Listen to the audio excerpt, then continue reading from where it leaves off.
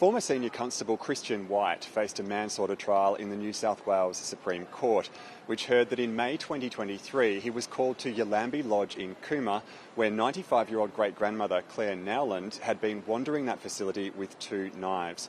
Now, when Senior Constable White arrived, she still had 1 knife with her, and he and paramedics found her in a treatment room of that facility where there was somewhat of a standoff. Now, Senior Constable White warned Mrs Nowland several times to drop the knife, but last year during the trial we saw body cam footage and CCTV showing her slowly using her walker to move towards the door. Eventually, Kristian White says, "Nah, bugger it," and used his taser. That caused Mrs Nowland to fall backwards, and she died a week later from an inoperable head injury. Now, today on sentencing day, the main question was whether the judge saw this as a case where the threshold for a custodial term had been passed. Justice Ian Harrison has found that this case represents circumstances on the lower end of objective seriousness.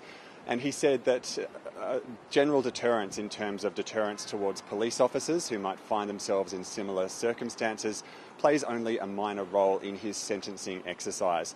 But there were many competing factors here. The Crown prosecution had pushed for Kristian White to serve time in custody, saying that general deterrence was important.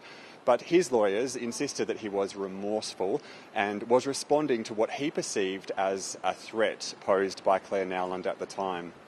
Now, Justice Ian Harrison has sentenced Kristian White to a 2-year community corrections order, which means he won't spend any time behind bars.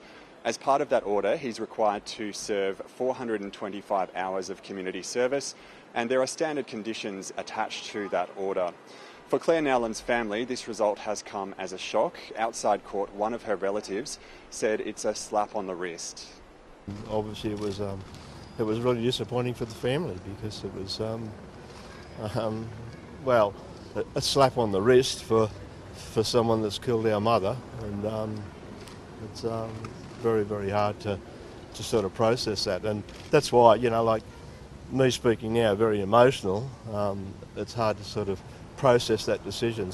Kristian White made no comment to the media as he left with his partner and got into a waiting car, but his lawyer, Warwick Anderson, said he and his family are feeling very relieved.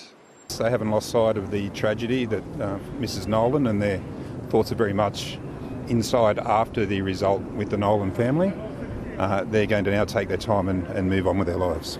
While he was handing down this sentence, Justice Harrison said Kristian White made what was, on any view, a terrible mistake. But he also said in calling it a mistake, he was not trying to downplay or dilute the seriousness of the consequences here, being the death of 95-year-old Clare Nowland.